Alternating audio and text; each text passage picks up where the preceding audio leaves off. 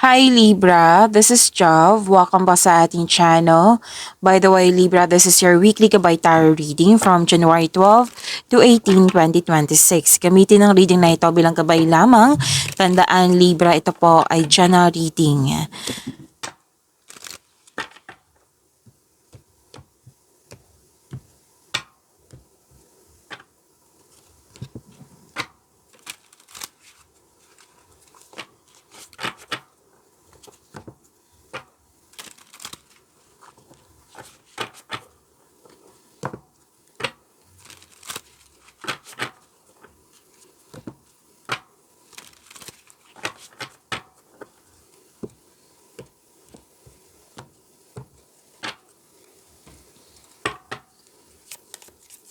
Maraming salamat po sa inyong patuloy na suporta sa mga nag-donate, sa mga hindi nag-skip ng ads.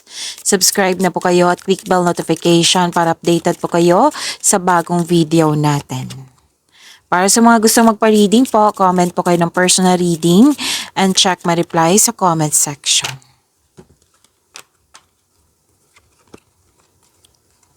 May malaking influence ang babae po. Pwedeng ikaw to, pwedeng siya. May special event, public event, meeting, reunion, party, group of people, nagtimon-tipon. May ending with new beginning, at may transformation na magaganap kasi nag-let go ka. Like for example, nabibigatan ka. Tinulungan mo yung sarili mo at nag-let go ka at yun, nagkaroon ng transformation.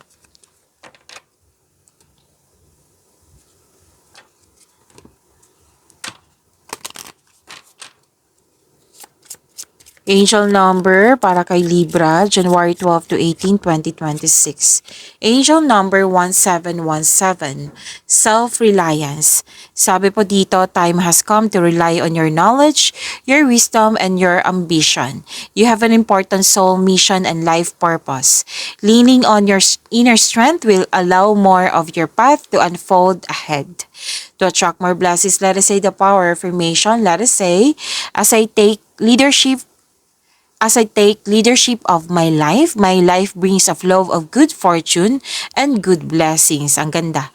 Again, as I take leadership of my life brings a flow of good fortune and good blessings. So this is angel number 1717 na magtiwala sa inyong sarili, kumbaga maasahan ka. Like, magtiwala na nasa right path ka patungo sa success. So, ipagpatuloy nyo pong makinig sa inyong intuition. Kasi gagabayan ka nito patungo sa right path, patungo sa success. Okay? Tapos, take an action. I-maintain nyo po yung mga i-maintain nyo po yung positive thoughts with clear intention. Action with clear intention. Okay? Para ma-achieve mo tong sinasabing success dito na good fortune, magandang kapalaran, and good blessings. So, claim niyo po, ang ganda po ng mensahe, Libra.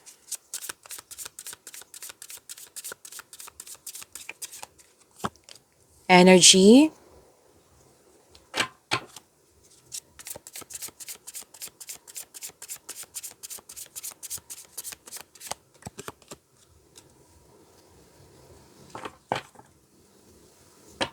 Para sa mga bago dito, kung may napansin kayo na repeating message, yan po yung pinupush ng card sa inyo. Like for example, nanood kayo sa inyong monthly, weekly, daily, first half, second half, marami po. Maraming reading for 2026. Napanood nyo na ba?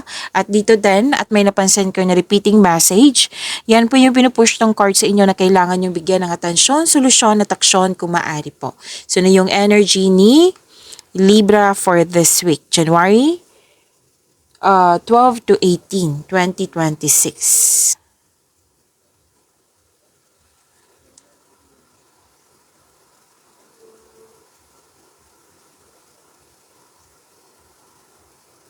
Okay, so this is new beginning. New beginning. Okay, ito yung sinabi kanina na may ending din. Oo, at may new beginning. At dito din sa dalawang card mo, nag-clarify.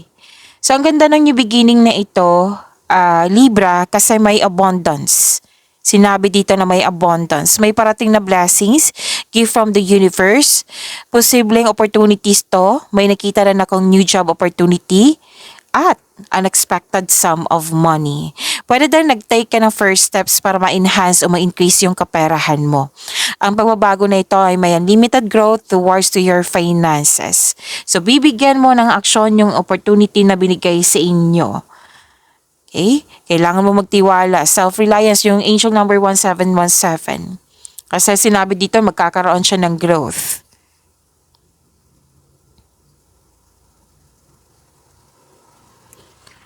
Promotion, andito din.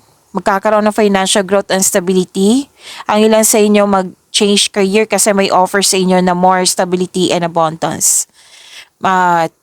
May couple dito na mag-level up. Like bibili ng properties para sa paghahanda ng pagsasama.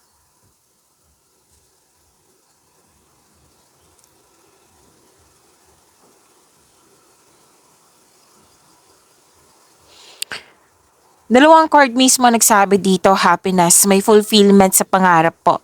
Granted yung manifestation mo. May kasiyahan, kagalakan sa mga bagay ukol sa grupo ng tao. Pamilya or kaibigan po ito, which is sinabi din dito, 'di ba? Na may togetherness, grupo ng tao.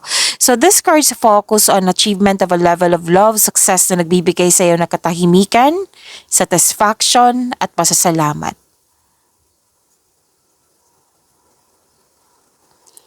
So, itong grupo ng tao na ito ay very supportive sa iyo, lalo na sa career and money mo. Very supportive sila sa iyo. Claim niyo po, ang ganda ng dalawang cards mo po.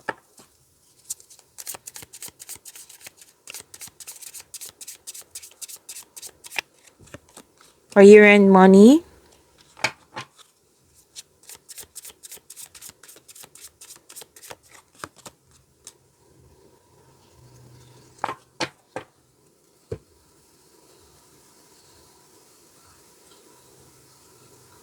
Offer pa rin tong sinasabi dito. Which is na-clarify dito sa inyong energy cards na may job opportunity talaga. Or any kind of opportunity. May new source of income din ako nakikita dito, Libra. Na maka-enhance sa inyong kaperahan. Which is sinabi din dito sa dalawang card mo dito. So, itong chances na ito, sinabi ng card, huwag mong palampasin ang pagkakataon na ito. Pwede din enjoy ka sa mga ginagawa mo dyan. Masaya kasama yung makasamahan mo, enjoy ka sa mga ginagawa mo.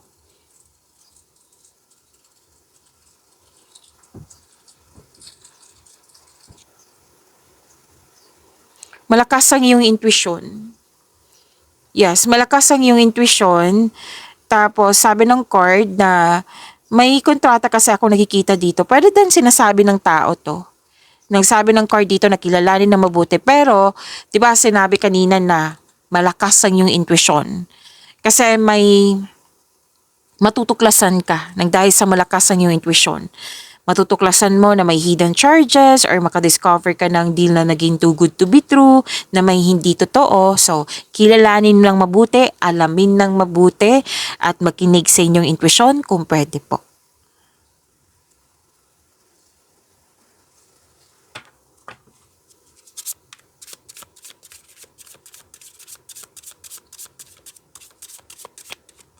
Love life, self-love, partnership, and romance ni Libra for this week po.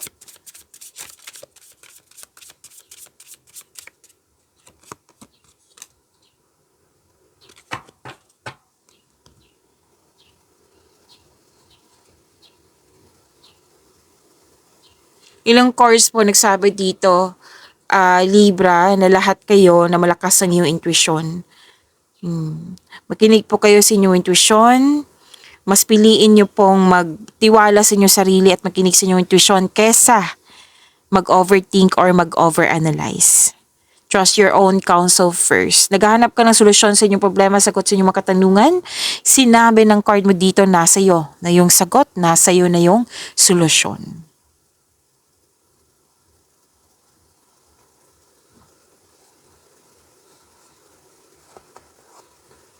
Para sa mga single, advice po ito, Libra. You should take a chance on love. Huwag kang matakot ma-in love ulit. Deserve nyo pong mahalin.